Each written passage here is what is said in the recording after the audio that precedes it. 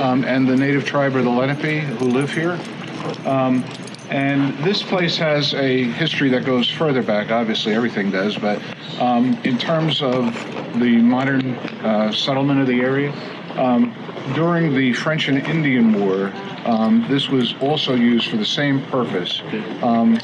20 miles west in Sussex County, there was a massacre along the shore of the Schwarzwood Lake, and the people here panicked, expecting that the Native Americans that were loyal to the French at that time had invaded this area, and they were going to come and massacre people in the area. So they used it for the same purpose, to hide their families, hide their livestock. If we do a little digging, maybe find some valuables in there. As Jim, at the time of the Revolution, many of the mountaintops around here were used as beacons. The most noted one, and the one that's best documented, is actually right here in Denville, over by the train station on what's known as Beacon Hill. That's the best documented, but it's very likely that every one of these mountaintops was used. The purpose of it was to warn about the approaching British, and the British were on the move. Stephen Jackson from Rockaway, one of George Washington's personal bodyguards, warns his sister down in Edison to get out of there because the British were coming. And they come back to Rockaway. Anybody been to the Ayers Knuth Farm? Know where that is down there? Yeah. All right, well, Anna Ayers is Anna Jackson Ayers. She is the sister of Stephen Jackson. They come back and live in the house in Rockaway until the crisis passes in 1780. And of course, the alarm goes out and the beacons are lit all the way to Port Jervis, New York, to warn the oncoming British. So again, the area panics. And as Jim said, bring your livestock and hide it up here in these caves. This is one of two well-noted one in Denville. We have another one on the south end known as Peter's Pig Pen, not as big as this, but used for the same purpose on top of Union Hill. And now, by the end of the French and Indian War, the Native Americans here, the Lenape, are gone. They are shipped out west to Michigan, I think, and then there's in New Jersey, actually, the very first reservation is in New Jersey, down in South Jersey. So there are no more Native Americans in this area until you start to see an influx of refugees from North Carolina. There was a major war in North Carolina in 1713 between the Native Americans there, the Tuscarora, Machapunga, Tuscarora primarily, and they are defeated by the English settlers, and they start to migrate north. And many of them come here to New Jersey, and one of them is Jonathan.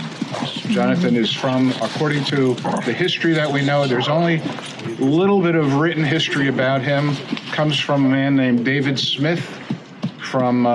He was interviewed for the Munsell's History of Morris County in 1882. He was 84 years old at the time, and he used to come to the top of the mountain with one of the Smith ancestors, or the Peer ancestors, and visit Jonathan in his wigwam. He lived in a wigwam on top of the mountain. And we don't know a lot about Jonathan, only from this history, is that he was one of the refugees from North Carolina, originally lived in the Rockaway Valley near the church, the Presbyterian church. A little bit south of the church was a village known as the Old Rockaway. That was Old Rockaway.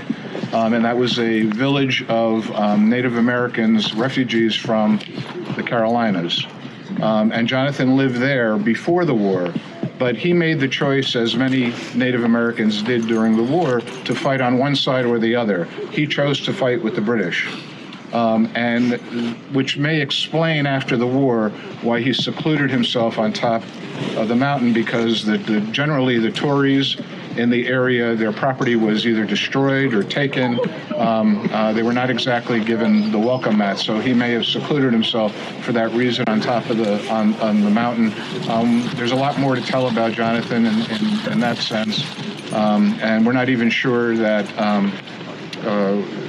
there's some story about a Native American whose name appears on the monument from the Battle of Minisink, and it may actually be our own Jonathan, who actually never died in the battle, but ended up here secluded on the mountain. So we could talk about that when we get to the other talk. But that's really where we get Jonathan's woods from, is Jonathan, who according to David Smith, died around 1812, and some believe buried here on the mountain. So that's as much as I could tell you. I could tell you a lot more if you want to. There's a lot to tell. Thank you very much. Do you have any questions? There's a dwelling that we passed with a chimney on the way up here. There's a stone foundation on the trail on the right as we were coming. Okay. When was that inhabited? In the past 1900s? I thought somebody said Yeah, somebody it was the lived beach. in it around 1900. Yeah, the Beach family. We found someone, 95-year-old man, that said he used to take a bath in the stream there. And